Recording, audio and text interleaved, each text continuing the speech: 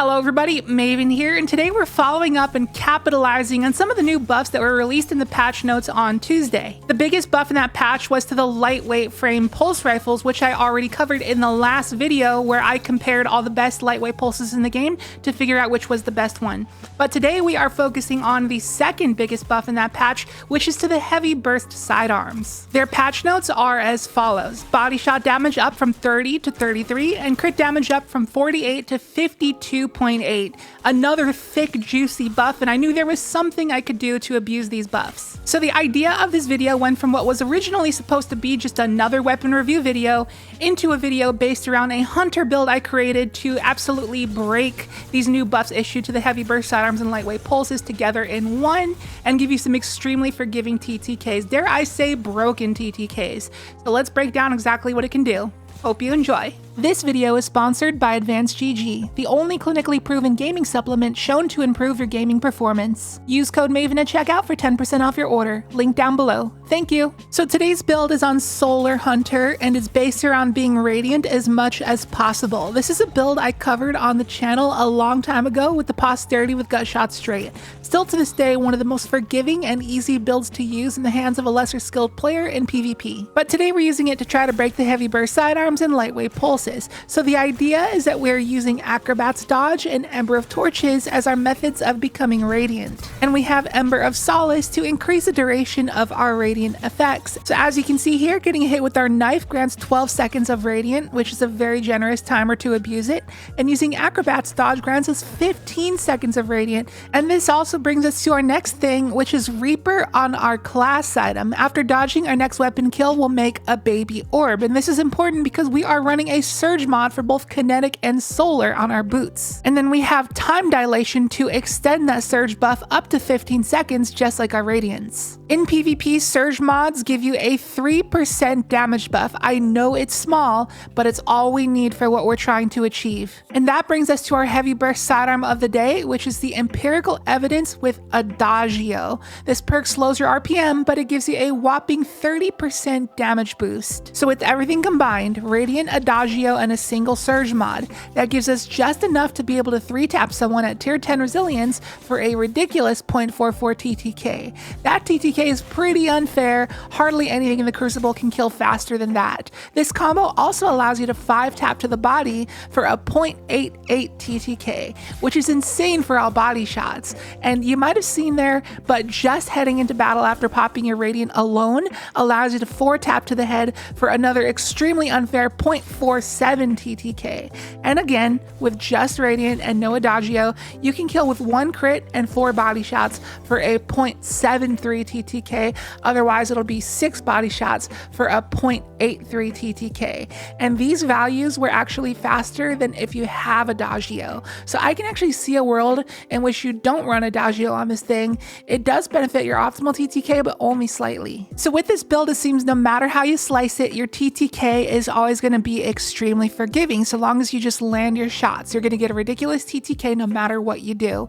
And the same logic goes for our long range weapon of choice here, the BXR Battler with Kill Clip. This weapon is quite possibly the best long range weapon in the Crucible right now after the lightweight pulse buffs. I'm telling you guys, it's feeling really good right now and I urge you to give it a try. We already went over a ton of lightweight pulse rifle damage values in the previous video, and something we learned from that video is that activating Kill Clip brings you just shy of that 3 burst to the body. But all we need to achieve that fabled 9-tap to the body is that single 3% from a surge mod, or of course Radiant. Now, why do we care about body shot TTK and a pulse? Well, you know, sometimes people will be turned around, jumping, sliding, running. Every situation won't be perfect to land all crits. So having a little bit of leeway for your TTKs is nice. And this gives us a 0.93 TTK hitting only body shots, which for a pulse is absolutely unheard of. No other pulse comes close to that. And when it comes to your optimal TTK, once again, it's this little baby 3% from your surge mod that allows us to kill in 4 crits and 2 body shots at yet another unfair 0.53 TTK. But this was so close to perfection. I tried it with the second search mod just to see if we can pick up a 5-tap, and it was so stupid close. It left them at literal 1 HP. If you had a third surge mod, I'm sure that would do the trick, but I didn't want to sacrifice the kinetic surge. But yeah, I digress. I think you can see the idea of this build and why it's called the illegal TTK build, because this just makes your gunfights too easy. It's so unfair for dueling. You'll win every primary gunfight every time unless you get teamed or pre-nated. Now the next thing to talk about is how we are consistently going to stay radiant the whole time. Are we just at the mercy of our Acrobat's dodge and our throwing knife cooldowns? Well, we have a couple fragments to help us out. First of all is going to be Ember of Benevolence. Making an ally radiant or applying restoration to them will proc Benevolence to quadruple your ability cooldown for 3 seconds. I know 3 seconds doesn't sound like a lot, but I tested it and it shaved give or take 6 seconds off of my cooldown.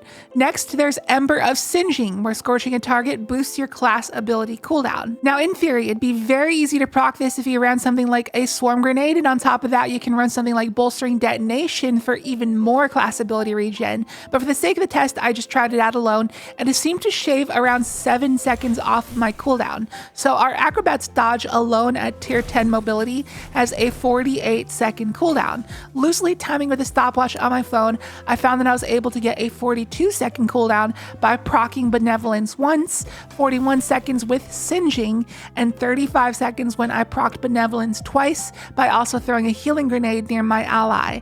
And if you're running the weighted throwing knife or the knife trick melee, those can proc Scorch as well. In the background gameplay, you might see me making the mistake of using the proximity throwing knife because I swore for the longest time that it Scorch. I always thought it did, but I'm just so inexperienced with Solar Hunter. Probably one of my least used classes in all of PvP, and I definitely do not do the build justice. But yeah, definitely use the weighted throwing knife, if not knife trick. Just tagging an enemy with it will proc Singeing as well as focusing strike on our gloves to get us a little bump of dodge energy. So if we proc a couple perks and reduce our cooldown to say like around 35 seconds, for example, and also take into account that our radiance lasts like 15 seconds, then that means we'll only have a 20-second period where we aren't radiant, which is honestly pretty good.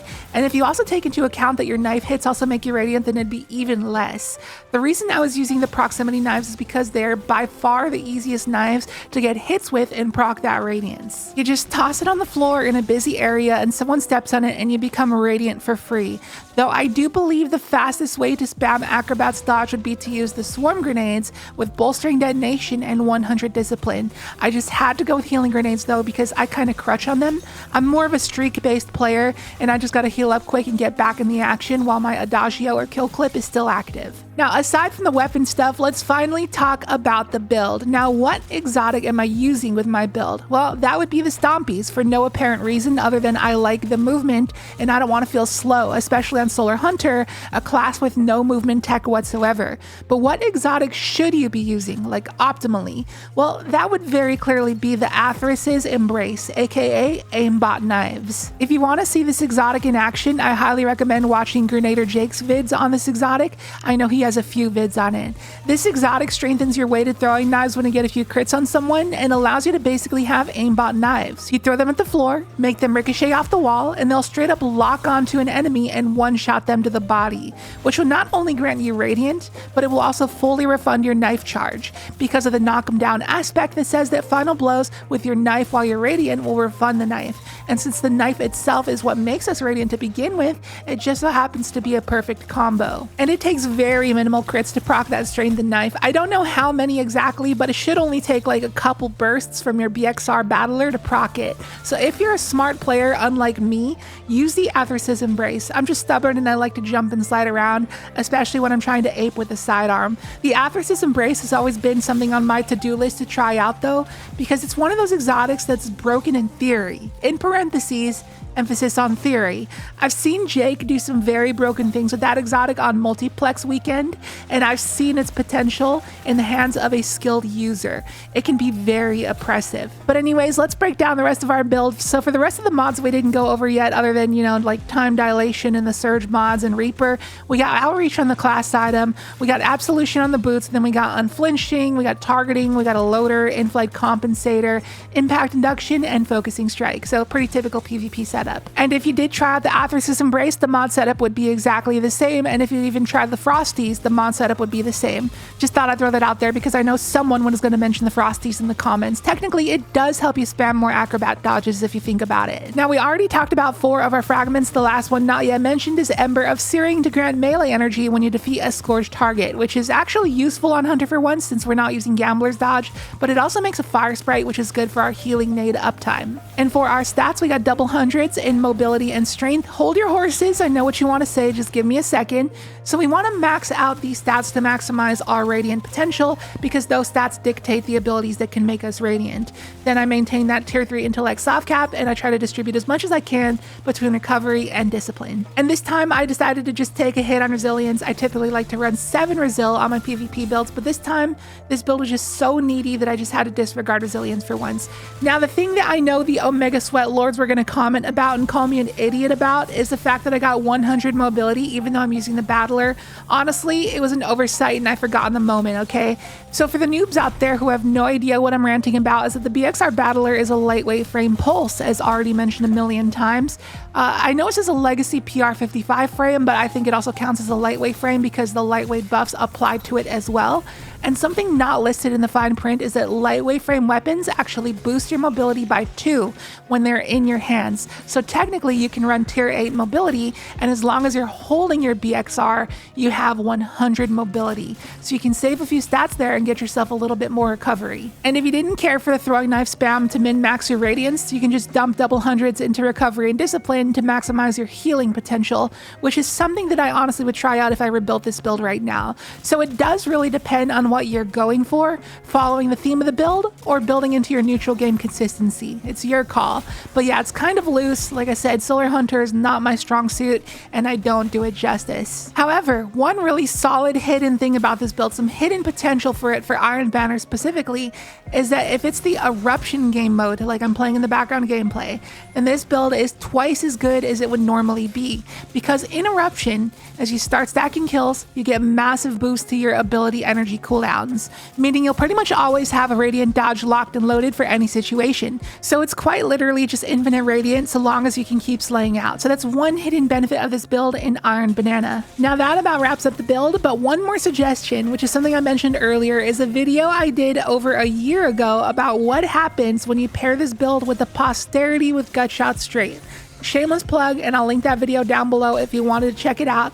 If you don't find success with the Battler, which how could you not, it's literally one of the easiest weapons in the game to use in the Crucible, then the Posterity with Gutshot and Radiant is something you could try out that's arguably even easier and cheesier. It allows you to 3-tap to the crit and 4-tap to the body, so you literally don't need to be accurate at all. You can slide, jump, teabag shoot, doesn't matter, just land 4 shots and you win. It's like the single most forgiving primary combo in PvP. So yeah, for those interested, that version is definitely worth a try as well. But today I just wanted to focus on these new buffs and explore ways to break them, and this was the first thing that came to mind. So let me know in the comments what you think about the build. Now, since we're approaching the end of the video, it's time for the tradition of showing some of the end screens of the games we had in the background gameplay. Not to gloat about my skill because I have none, and especially none with the Solar Hunter. I'm serious when I say the last time I played Solar Hunter was actually in that Posterity video from last year. I'm not kidding, but I just show the end screens in PvP videos simply just to let you guys know that the build works. If a painfully average player like myself can consistently top frag with this build, then you can do it more justice and lobby stomp with it. So if you want to take it for a spin, the dim loadout link will be down below in the description, and also the pinned comment if you want to give it a try. And if you got any buddies who are Hunter mains, I'd appreciate if you share the video with them. Maybe this is something they might want to try out. And I hope you enjoyed the video. If you did, be sure to hit the like button and possibly subscribe if you are new. Would love to have you here for more content on the way. And remember to check out our sponsor, Advanced GG, code Maven at checkout for 10% off your order. Link down below, and I will catch you in the next video. See you later.